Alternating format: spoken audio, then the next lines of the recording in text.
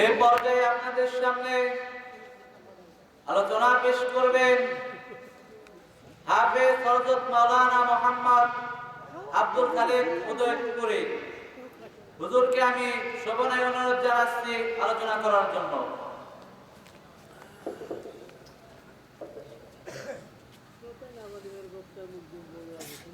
আসসালামু আলাইকুম ওয়া রাহমাতুল্লাহি ওয়া বারাকাতুহু। ওয়া আলাইকুম আসসালাম ওয়া রাহমাতুল্লাহি ওয়া বারাকাতুহু।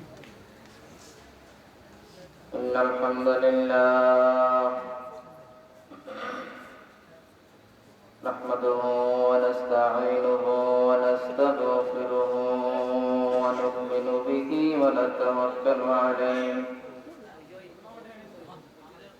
wa na'udzu billahi min shururi anfusina wa min sayyiati a'malina.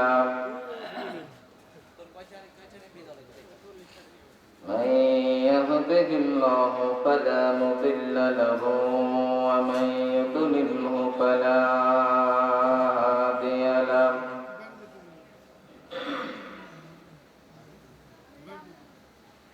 ونشهد أن سيدنا وسندنا وحبيبنا ومولانا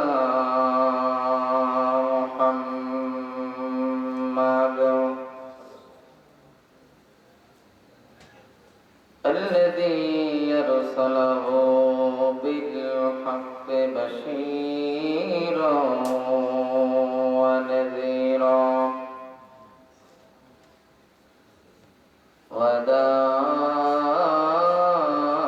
وداعيا إلى الله بإذنه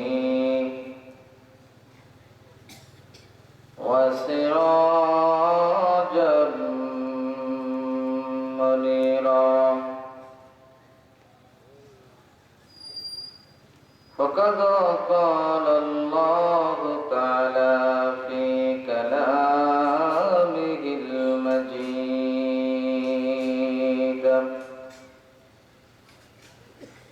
وفي فرقانه الحميد.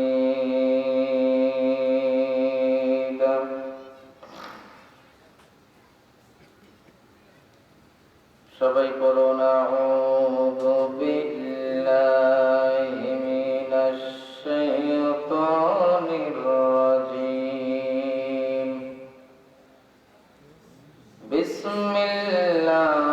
বিসমিল্লাহির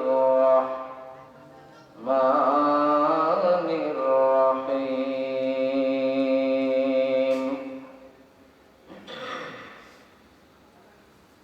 قل هو الله أحد الله الصمد لم يلد ولم يولد ولم يكن له كفوا أحد. وقال عز وجل إن الله وملائكته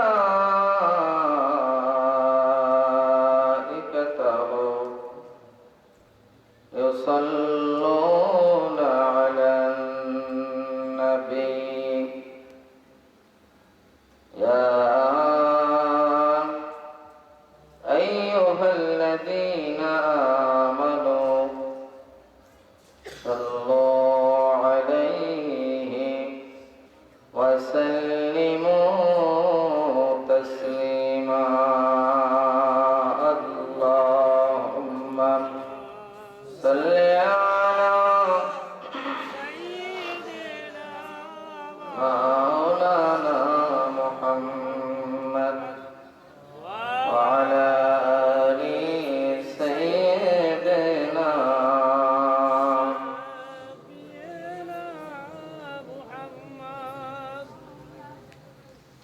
আল্লাহ রাব্বুল আলামিনের অসংখ্য অগণিত ফেরেশতা যার নির্দিষ্ট কোনো বর্ণনা নাই।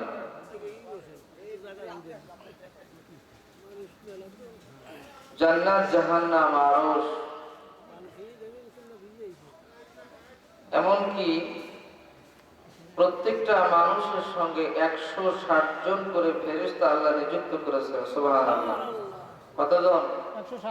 160 জন। এইভাবে তো প্রত্যেকটা মানুষের সাথে আছে। এর ভিতরে 4 জন ফেরেশতা হচ্ছেন সবচেয়ে বড়। কয়জন? 4 জন। এক নম্বরে হযরত জিবরাইল আলাইহিস সালাতু ওয়াস সালাম, 2 নম্বরে হযরত মিকাইল আলাইহিস সালাতু ওয়াস সালাম, 3 নম্বরে হযরত ইসরাফিল আলাইহিস সালাতু ওয়াস সালাম, 4 নম্বরে হযরত আজরাইল আলাইহিস সালাতু ওয়াস সালাম। এই 4 জন ফেরেশতা হচ্ছেন সবচেয়ে বড়। এই 4 জনের কাজ 4 রকমের। 4 জনের কাজ কি? 4 রকমের। পৃথিবীতে যত নবী এসেছেন সব নবীদের কাছে ওহী নিয়ে আসছেন, বার্তা নিয়ে আসছেন।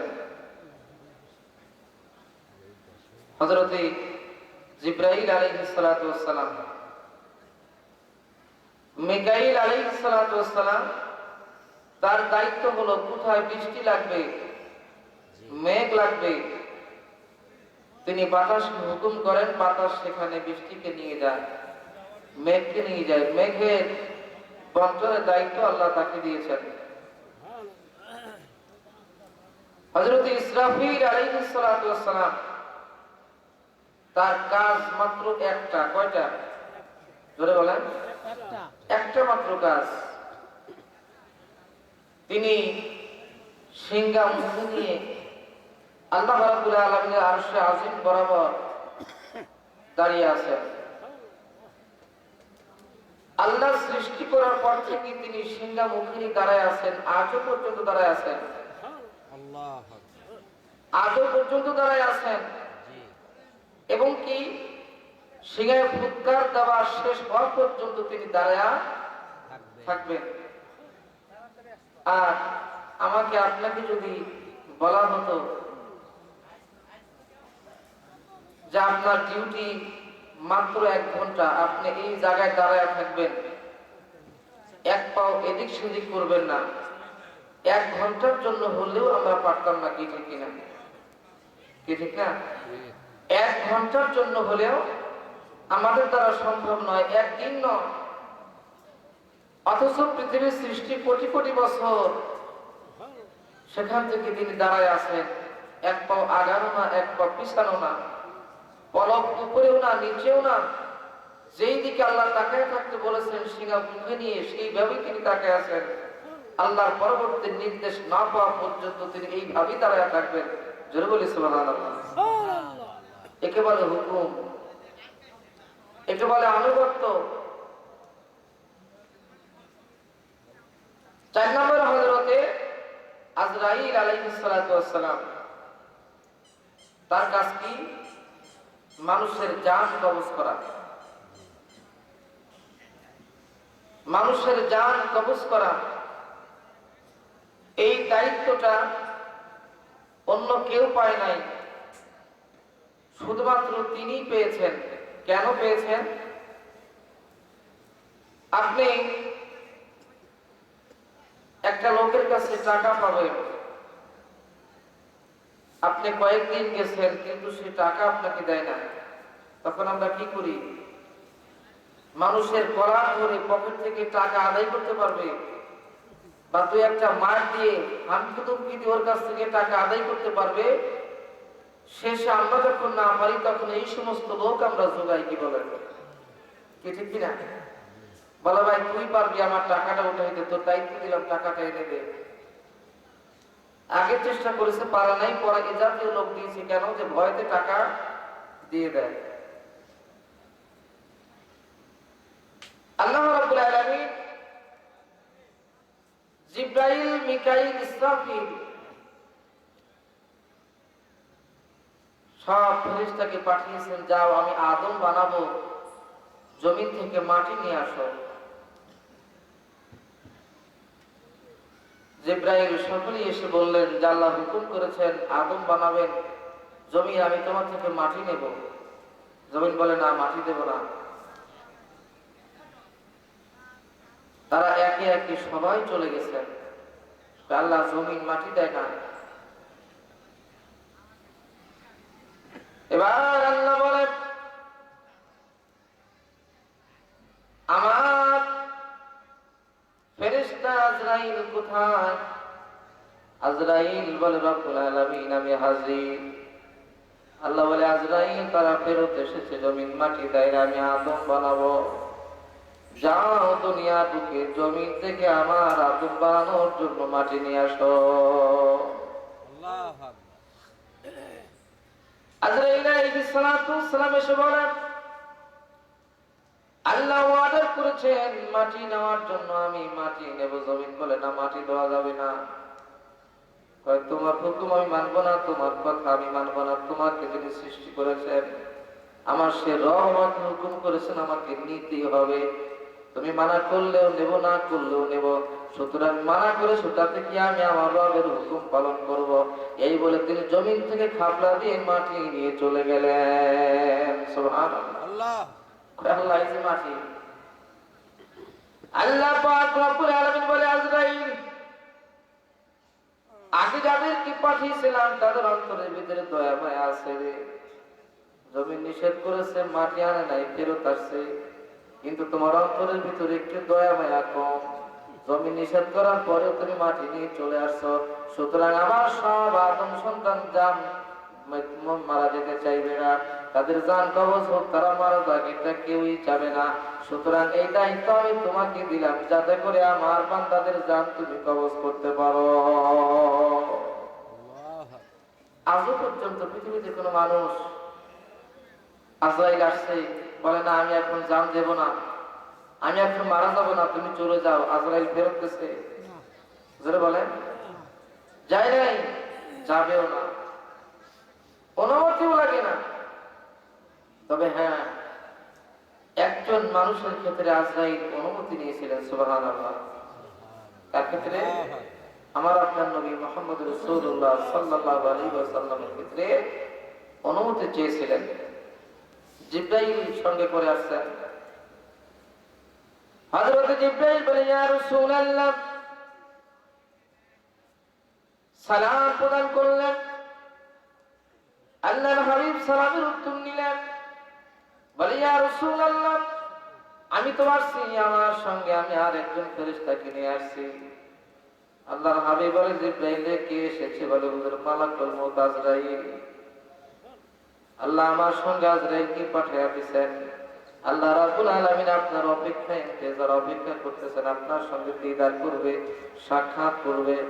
এই জন্য আজরাইলকে আমার সঙ্গে পাঠিয়ে দিয়েছেন। আল্লাহর হাবিব বলে ও ভাই আজরাইল, তুমি আসছো আমার জান কবজ করবে। আমি যদি এখন জান কবজ করতে তোমাকে অনুমতি না দেই, তাহলে তুমি কি করবা? বলে আমার আল্লাহ বলেছে যদি আমার হাবিব জান কবজের জন্য অনুমতি না দেয়, ও আজরাইল তুমি ফিরে এসো, জান কবজ করো না। জোরে বলি সুবহানাল্লাহ। আমার আপনার কাছে অনুমতি চাবে? জোরে বলেন, প্রশ্নই আসে না। এজন্য মায়া দয়া কম, আল্লাহর ওয়াদা, জান নিতেই হবে। তুমি যেতে চাও আর না চাও, রূহ আমাকে নিয়ে যেতেই হবে। যখন যে সময় যেখানে তোমার হায়াত শেষ, জান নিয়ে চলে যাবে। তুমি কোথায় পড়ে থাকবা না থাকবা সেটা তার দেখার বিষয়। এজন্য দায়িত্ব তাকে দেওয়া হয়েছে। ইসরাফিল আলাইহিস সালাতু ওয়াস সালাম সিংহা নিয়ে দাঁড়ায় আছেন। আল্লাহর হাবিব সাল্লাল্লাহু আলাইহি ওয়াসাল্লাম মেরাজে গেলেন। হযরত জিবরাইলের সদর দপ্তর ভ্রমণ করলেন। এরপরে আজরাইলের সদর দপ্তর ভ্রমণ করলেন, ইসরাফিলের সদর দপ্তর ভ্রমণ করলেন। এখন ইসরাফিল আলাইহিস সালাতু ওয়াস সালাম সিংহা নিয়ে দাঁড়ায় আছেন। আল্লাহর হাবিব পাশে গিয়ে দাঁড়ালেন। বলে ভাই জিবরাইল, উনি তো একভাবেই তাকায় আছে, আমার দিকে তো তাকায়ও না। আমার দিকে তো তাকায়ও না। জিবরাইল বলে, ইয়া রাসূলুল্লাহ, হুজুর উনি এখন নয়, সৃষ্টির পর থেকে এই পর্যন্ত একইভাবে তিনি সিংহানি দাঁড়ায় আছেন। একটা পলকের জন্য তিনি এদিক ওদিকে তাকাবেন না। যদি তিনি এদিক ওদিকে তাকানোর সময় যদি আল্লাহ হুকুম দেয় ইসরাফিলের সিংহায় ফুৎকার দাও, তাহলে ওয়াদার পালনের ক্ষেত্রে তিনি হুকুম ফলো নাও করতে পারে, মিস হয়ে যেতে পারে। এই জন্য তিনি তাকান না। আল্লাহর হাবিব বলেন, ও ভাই ইসরাফিল, তুমি শুনে রাখো, আমি আমার এতিম উম্মতদেরকে দুনিয়ায় রেখে আসছি। আমি ভ্রমণ করতে আসছি আসমানে। আল্লাহ রাব্বুল আলামিন আমি আসমানে থাকা অবস্থায় কিয়ামত দিবে না, কিয়ামত সংঘটিত হবে না। আমি যতক্ষণ আসমানে আছি কিয়ামত হবে না, সুতরাং তোমার হুকুম আসবে না, তুমি আমার দিকে তাকাও। আল্লাহর হাবিব বলে, হযরত ইসরাফিল আমার দিকে একটা নজর তাকায় আবার তিনি তার পজিশনে চলে গেছে। সুবহানাল্লাহ। বাকি রইলেন কে? মিকাইল আলাইহিস সালাতু ওয়াস সালাম। তার কাজ কি? মেঘমালা বর্জন করা। আমি কিন্তু দুরূদ শরীফ থেকে গেছি, মনে আছে? দুরূদ শরীফ থেকে ঢুকে গেছি আমি। তো তার কাজ হলো বৃষ্টি বর্ষণ করা। হযরত মিকাইল বলেন,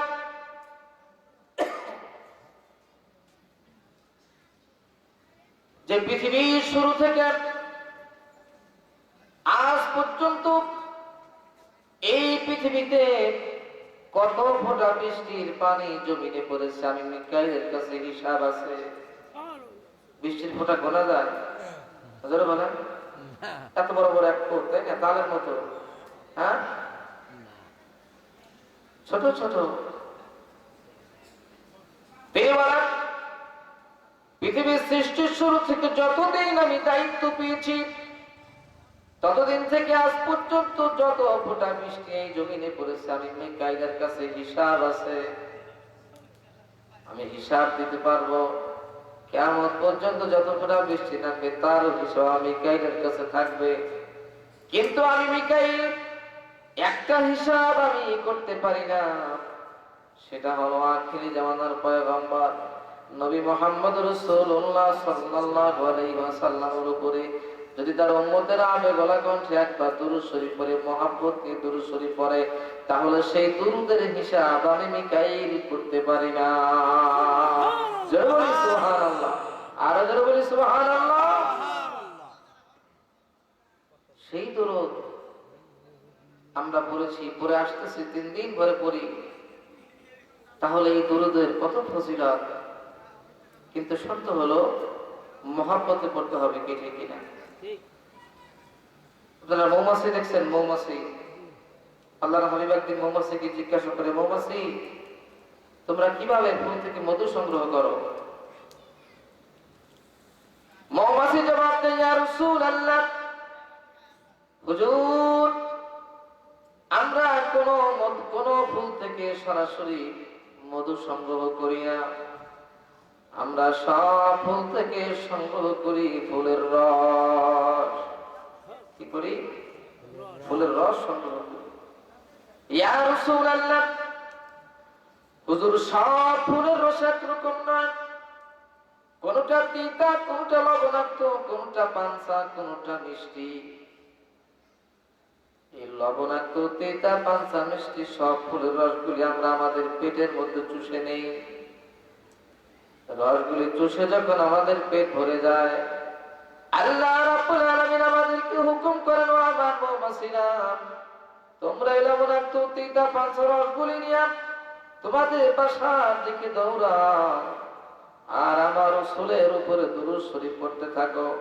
বলো, হুজুর আমরা আমাদের বাসার দিকে দৌড়ে আর দুরূদ শরীফ পড়তে থাকি, আপনার দুরূদের খাতিরে আমাদের পেটের ভিতরে যত তিতা, লবণাক্ত, পানসা রসগুলি থাকে, এই রসগুলি আপনার দুরূদের খাতিরে আল্লাহ মধুতে পরিণত করে দেয়। সুবহানাল্লাহ। রাসূলের উপরে দুরূদ শরীফ পড়ে তিতা, পানসা, লবণাক্ত রস যদি মধুতে পরিণত হয়, সেই নবীর উপরে দুরূদ শরীফ পড়লে রাসূলের মহব্বত, দুরূদ শরীফ রাসূলের মহব্বত অর্জন করে আমরা কি জাহান্নাম থেকে বাঁচতে পারবো না? অবশ্যই পারবো, কিন্তু শর্ত মহাব্বতে পড়তে হবে। কি ঠিক কিনা? জিকির করে লা ইলাহা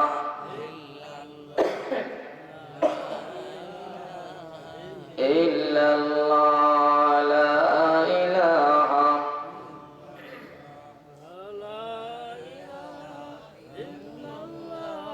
লা ইলাহা ইল্লাল্লাহ মুহাম্মাদুর রাসূলুল্লাহ সাল্লাল্লাহু আলাইহি ওয়াসাল্লাম। এমনি রাত অনেক, বেশি রাত্রে ওয়াজ করলে এমনি গলা ভেঙে যায়। এই গরম পানি দিয়ে, গরম পানি। আলহামদুলিল্লাহ, যারা আছেন বসেন, এতে অনেক লাভ আছে। আমি সেই লাভগুলি আলোচনা করবো ইনশাআল্লাহ। আপনারা জেগে আছেন, আমরাও তো জেগে আছি। কি বলেন? আমরা জেগে আছি না? আমরা সবাই যারা আছি মেহেরবানি করে থাকার চেষ্টা করি একটা রাত। এরপরে দরুদ শরীফ পড়ব রাসূলের উপরে। আরেকটা ফায়দা কি, হাসরের ময়দানে হিসাব নিকাশের পরে ফেরেশতারা আমাদেরকে, রাসূলের উম্মত অর্থাৎ আমাদেরকে জাহান্নামের দিকে টেনে হেঁচড়ে নিয়ে যেতে থাকবে। আল্লাহর হাবিব বলবেন, ও ফেরেশতারা, আমার উম্মতদেরকে তোমরা কেন জাহান্নামের দিকে নিয়ে যাও? বলে, ইয়া রাসূলুল্লাহ, এদের নেকির পাল্লা হালকা হয়ে গেছে, গুনার পাল্লা ভারী হয়ে গেছে, সুতরাং মিজানের পাল্লা এদের নেকি কম বদি বেশি, এই জন্য এরা জাহান্নামে হয়ে গেছে, আমরা এদেরকে জাহান্নামে নিয়ে যাই। আল্লাহর হাবিব বলেন, ওয়া মা ফেরেশতা, আসো আমার বান্দা, আমার উম্মতদেরকে নিয়ে মিজানের পাল্লায় আসো, আমি আমার সামনে আবার মাপ দাও।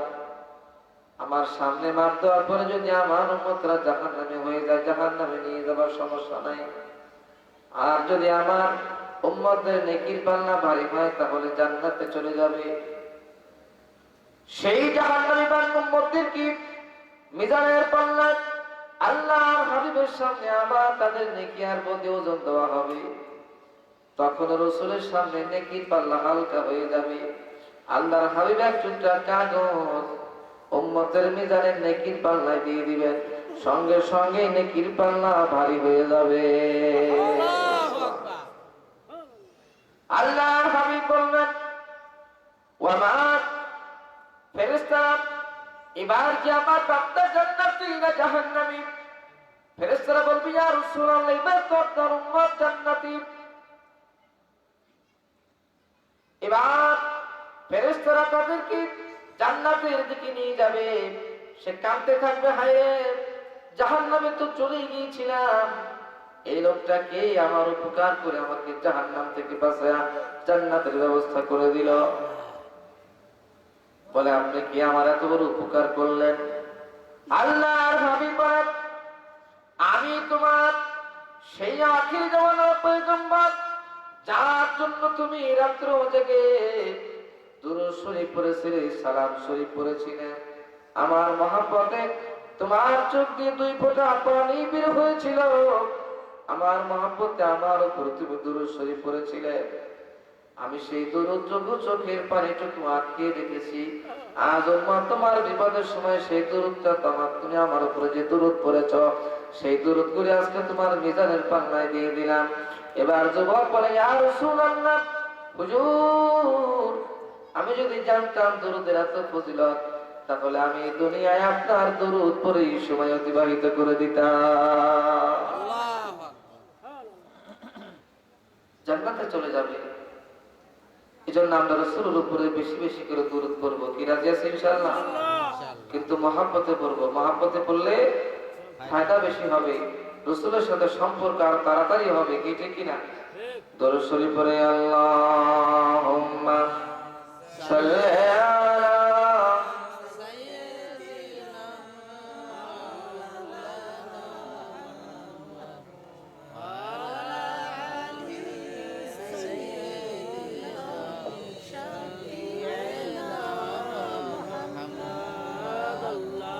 اللهم صل على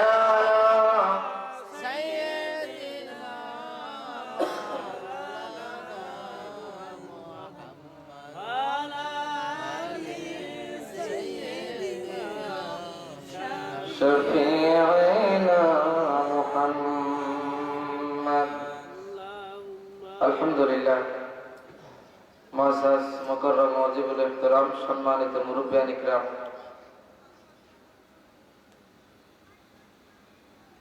আজকের মাহফিলের প্রধান অতিথি যারা বিশেষ অতিথি সবাই আলোচনা করে চলে গেছেন আমাদের জন্য দোয়া করে গেছেন কি বলে ঠিক কিনা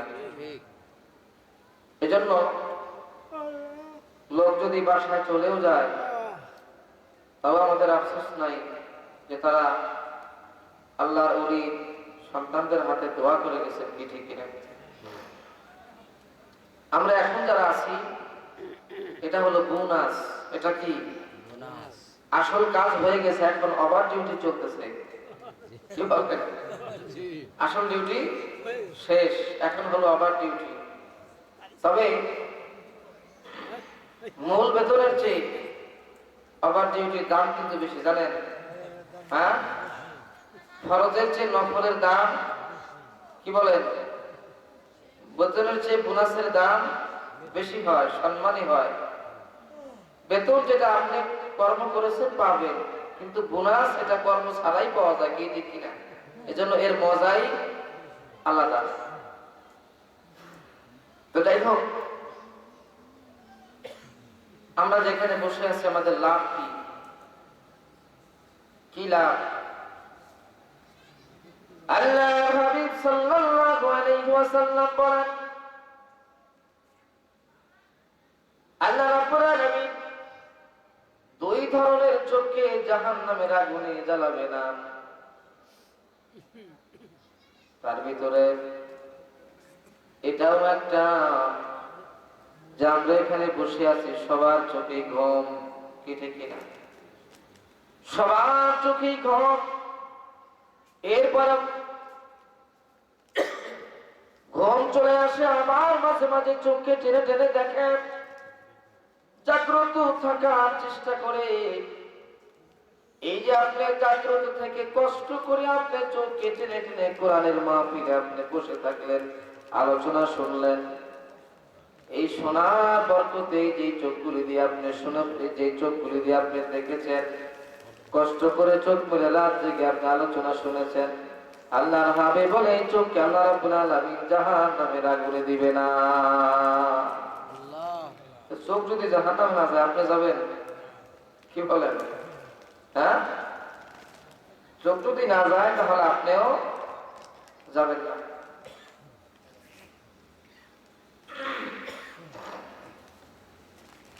এরপরে আরো অনেক লাভ রয়েছে অনেক লাভ এক নম্বরে আগেই বলেছি এখন কিন্তু বোনাস চলতেছে এই মাহফিলে এসেছেন এক নম্বরে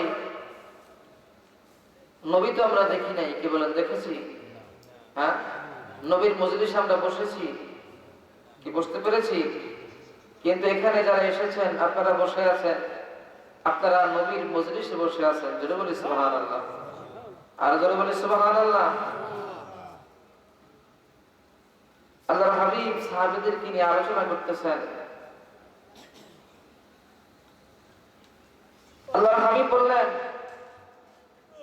যে আমার উম্মতেরা আমি হলাম শেষ নবী আনা খাতামুন নবিয়্যিন লা নাবিয়্যা বা'দা আমি হচ্ছে শেষ নবী আমার পরে আর কোনো নবী নাই আর তোমরা হচ্ছে শেষ উম্মত তোমাদের পরে আর কোনো উম্মত পৃথিবীতে আসবে না এমন সময় একজন সাহাবী বলেন ইয়া রাসূলুল্লাহ হুজুর আপনার পরে আর যদি কোনো নবী না আসেন যদি নবী না আসে তাহলে আপনার উম্মতরা তো কিয়ামত পর্যন্ত থাকবে। তবে এই যে আমরা আপনার সামনে বসে আপনার আলোচনা শুনলাম, আপনার মজলিসে বসলাম, কিন্তু আপনি একদিন থাকবেন না, কিয়ামত পর্যন্ত আপনার উম্মতেরা থাকবে। ইয়া রাসূলুল্লাহ, তারা তো আপনার মজলিসে বসে সরাসরি আপনার আলোচনা শুনতে পারলো না, তাদের জন্য আপনি কি করে গেলেন? আল্লাহর হাবিব বলওয়ানা সাহাবীরা শোনো, আমি একদিন থাকবো না, কিন্তু কিয়ামত পর্যন্ত আমার উম্মতেরা দুনিয়ায় থাকবে। তারা যদি ওই জামানা হক্কানি কোন উলামায়ে কিরামের মজলিসে বসে, তাহলে তারা যেন স্বয়ং আমি নবী মুহাম্মদ রাসূলুল্লাহর মজলিসেই বসলো। হক্কানি উলামায়ে কিরাম মজলিসে বসে, আজকে এখানে যারা এসেছেন পুরা মুজাদ্দিদ জামানের আওলাদ, তারা কি হক্কানি উলামায়ে কিরাম না? কি বলেন? রাসূলের হাদিস যদি সত্য হয়, তাহলে আজকের এই মাহফিলে যারা বসেছেন অবশ্যই তারা নবীর মজলিসে বসেছেন। জোরে বলি সুবহানাল্লাহ। আরেকজন সাহাবী দাঁড়ায় বলে, ইয়া রাসূলুল্লাহ, হুজুর, আমরা তো আপনার হাতে হাত রেখে মুসাফা করলাম, কিন্তু আপনার আখির জামানের উম্মতেরা তারা তো আপনার হাতে হাত রেখে মুসাফা করতে পারবে না। আল্লাহর হাবিব বলো, আমার সাহাবীরা, ওয়া মা সাহাবীরা মান সাফা লিমান ফাকাদ সাফাহানি ওয়া মান সাফাহানি কানা মাই ফিল জান্নাহ। ওয়া মা সাহাবীরা, শুনে রাখো, আখির জামানায় দুর্যোগময় মুহূর্তে আমার উম্মতেরা যদি ওই জামানা হক্কানি উলামায়ে কিরামের হাতে হাত রেখে মুসাফা করে, তারা যেন স্বয়ং আমি নবীর হাতে হাত রেখে মুসাফা করলো। আর আমি নবীর হাতে হাত রেখে যারা মুসাফা করলো, আমি আমার সে উম্মত আর আমি নবী একই জান্নাতে পাশাপাশি অবস্থান করব।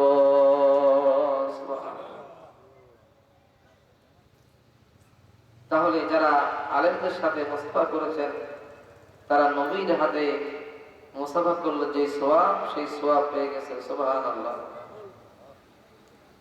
আরেকজন সাহাবী বলে, ইয়া রাসূলুল্লাহ, হুজুর, আমরা তো আপনার সুন্দর চেহারা দেখি জাহান্নামকে হারাম করে নিলাম। আল্লাহর হাবিবের চেহারা বাস্তবে অথবা স্বপ্ন যুগে যারা দেখেছে, আল্লাহ রাব্বুল আলামিন হারামাল্লাহু আলাইহিল জান্নাহ আলাইহিন নার, তাদের জন্য জাহান্নামের আগুনকে হারাম করে দিয়েছে। বাস্তবে দেখেছেন সাহাবায়ে কিরাম, এখন আর দেখার সুযোগ নাই, কিন্তু স্বপ্নে দেখা যাবে কি দেখি না। স্বপ্নে অথবা বাস্তবে যারা দেখেছেন ঈমানের সাথে, তাদের জন্য আল্লাহ রাব্বুল আলামিন জাহান্নাম হারাম করে দিয়েছেন। সুবহানাল্লাহ। এজন্য সাহাবায়ে কিরাম বললেন, আপনার এই নুরানি চেহারা দেখে আমাদের তো জাহান্নাম হারাম হয়ে গেছে, কিন্তু কিয়ামত পর্যন্ত আপনার উম্মতেরা থাকবে, তারা তো আপনাকে দেখতে পারবে না, তাহলে এই সওয়াব তারা কোথায় পাবে? আল্লাহর হাবিব বলেন, ওয়া সাহাবীরা, মান নাযারা ইলা ওয়াজহি আলিমিন তাকিয়িন ফাকান্নামা নাযারা আন-নাবিয়্যা। ওয়া মা সাহাবীরা, শুনে রাখো, আমার আখির জামানার উম্মতেরা দুর্যোগময় মুহূর্তে যদি ওই জামানার হক্কানি কোন উলামায়ে কিরামের চেহারার দিকে তাকায়, তারা যেন স্বয়ং আমি নবীর চেহারার দিকে তাকালো। জোরে বলি সুবহানাল্লাহ। মান নাযারা ইলা ওয়াজহি আলিমিন তাকিয়িন ফাকান্নামা নাযারা আন-নাবিয়্যা। তারা ওই জামানার হক্কানি উলামায়ে কিরামের চেহারার দিকে তাকালো না, তারা যেন স্বয়ং আমি নবীর চেহারার দিকে তাকালো। সুবহানাল্লাহ। বিশ্ববুঝে যতক্ষণ বসেছিলেন ততক্ষণ নবী দেখার সওয়াব পেয়েছেন। জোরে বলি সুবহানাল্লাহ। আলহামদুলিল্লাহ। এগুলি কি ফায়দা না? জোরে বলেন।